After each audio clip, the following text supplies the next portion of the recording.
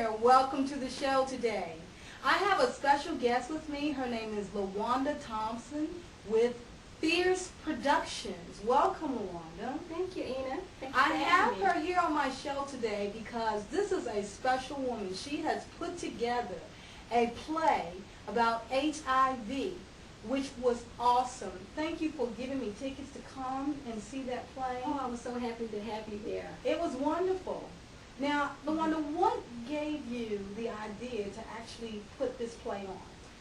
I've always written books, plays, poems, everything. But when I was really ready to publish something and put something out there, I wanted to do something that was thoughtful, that was meaningful, and something that would have an impact. Yes. And so, now this is about HIV, okay? What is it that you would want to convey in this particular play? I wanted to convey that HIV, although it is such a horrible disease, that it is preventable. Yes. That is completely within our power, and especially as women, we have the power to choose who we sleep with and the power to make responsible decisions. And I guess I wanted to give that message that we are empowered to say no, we're empowered to say you have to use protection so that we don't have to be the ones sitting there finding out that we're HIV positive. Yes. Now, what are the statistics? Now, I know they're pretty high. They're alarming. Yes. They're alarming. Okay. African Americans make up 12% of the general population. But when you start to look at the statistics for HIV, and this is according to the most recent statistics from the Centers of Disease Control, African American women make up 68% of the newly diagnosed cases. That's alarming. That is alarming. Compared to their white counterparts, black women are 24 times more likely to contract HIV than white women. Yeah. And then when you start to look at the statistics as a whole, I mean, when they are coming up with the newly diagnosed cases, African Americans make up over 50% of those. Oh, It's completely disproportionate to our representation in the United States. yes. And it doesn't have to be. It doesn't have to be. It's completely preventable. Yes. Now, in the play, I'm just going to pull out a little tidbit about part of the play, and I'm not going to tell it all to you because you need to go to wearefierce.com and get the tickets, okay? Take as many of your family members and friends there because their lives will never be the same. You just might save one of your friends or relatives' lives from them watching the play, and it is so down to earth, it was so real and candid. And yes, there are some shocking moments, but it's the truth, and that's what we're about. We're about the truth. Yes. But in part of the play, the young lady had a boyfriend who wound up going to prison. Yes. He kind of went on the down low, and when he came out, he had done things in prison that he probably would not have. Let's talk about that a little bit, because there's a lot of women, young girls in particular, who dating men who are in prison. Yes. Look, in order to tell you where that came from, I need to tell you a little bit about my background. I used to work for a state representative, and part of my job duties, I used to go and I used to visit prisons and tour jails. And one of the questions that I always asked had to do with HIV, because I knew they have HIV positive inmates in prison, and that there is this myth that men tend to have sex with other men when they're in prison. And one of the questions was, do you screen them before they come in? Do you screen them when they leave? So you can track whether or not they're coming into the prisons already infected, or they're getting infected in prison and taking it out to the street. And what I found out is that they don't. Wow. They don't. But also in part of my background, I used to deal a lot with the health department. So in my contact with that agency, they would tell you that yes, there are a lot of men coming out of jail, HIV infected.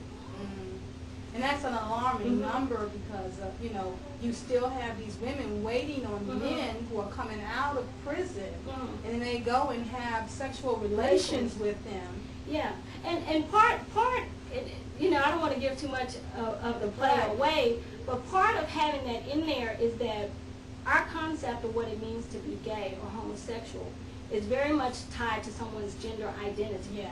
So we would see a guy that we've been dating, we've known since high school, and think he's all man. He's masculine, he doesn't wear pink, he doesn't walk around twisting or anything. He looks like an all man. So we would never question the fact whether or not he had sex. Regardless of how long he's been in prison, we'll believe the story that says, no, I just did push-ups. Mm-hmm. And when we would see suspect behavior, we talk ourselves out of it. Yeah. So it was very important for us to show how that could happen. Mm-hmm. Women have a tendency of talking themselves out Yeah. of things Mhm. that they know with their own gut instinct Mm-hmm. is really there, but Yes. we ignore our own consciousness Mhm. and just our own common sense. Yes, But completely. especially when it comes to men, and we have to stop doing that. You know, we have to use wisdom, and if you're dating, Mm-hmm. oh my goodness, you really have to use wisdom. Yes, and part of having those scenes in the play was to show that we have that instinct. Yeah. We do have the questions. It's what we do with the answers we get. Mhm. And in the play, you'll see he gave her every reason to figure that maybe Yeah. when he was in jail, he had a homosexual relationship. Mhm. But he talked her out of it, and she allowed herself to be Yes, talked out yes. of it. I tell you, you have to go and see the play. If you are in the Dallas-Fort Worth Metroplex, you have such a wonderful opportunity to take someone that you care about to something like this, whether it's your teenager, because that's where it's Yes, at, it okay? is. You're single or you are dating someone, you need to know what's going on. And there are some funny parts in it Yes, as well. it is. It's not all serious, but it has this comedy and as well as the serious parts in it, and it's twists and it's turns. It's twist and it's turns. Because you mentioned that if you're single, but just because you're single doesn't mean that you're at risk. That's right. There are some people who, within the confines of their marriage, if a partner chooses to step out, Yeah. they could be at risk too. Yes. So you need to go to www.wearefierce.com. Get your tickets, and I believe it is that, let me tell you exactly when the next one is, May the 22nd, 2008 at 8 p.m., Scott Theater at the Ft. Worth Community Arts Center. Mhm. And that's off of West Lancaster. Now, if you go to www.wearefierce.com, all that information will be right there. And it's called You Better Ask Somebody. After I got finished with that play, I said, yeah, you better ask Because somebody. if you think you're immune from catching this disease, you really ought to ask somebody. You Yeah. really better ask somebody. Yeah, you should, you know. You should. Because it's just so much going on out there. Mhm. Really, though, I mean, if you are not going to abstain from having sex, which is the best way, okay, abstinence is really the best way and the best protection. But if you are not, then you know what? You need to go get a condom. You need to. And we talk about that in the play. Yeah. We talk about people taking personal responsibility for their actions. Mhm. And if you're gonna engage in that kind of behavior, Yeah. and you're really not sure of your partner, then protect yourself. It's okay. Yeah. It's okay. Mm-hmm. It only takes a second. Yes. I personally promote abstinence Mhm. because that is the safest way. Mhm. But for you who feel like you have no control or whatever it is, you just Mhm. want to have sex, whatever it is, Mhm. if that's not something that you want to do, don't put someone else's life at risk and don't put your own life at risk. You Yeah. need to protect yourself. Don't get out there and have a baby prematurely or catch a disease, whatever it is, you know, you need to protect yourself. And that's part of our message too. At some of the past shows, we've had some of the social service agencies come out and provide free HIV testing and counseling, and they also handed out condoms. Yeah. And they'll also tell you that the safest way is to abstain. Yeah, it is. That way you can be 100% sure. Yeah. So Yeah. you want to be 100% sure. The best way is abstinence. That's the best way. Anyway, okay, listen.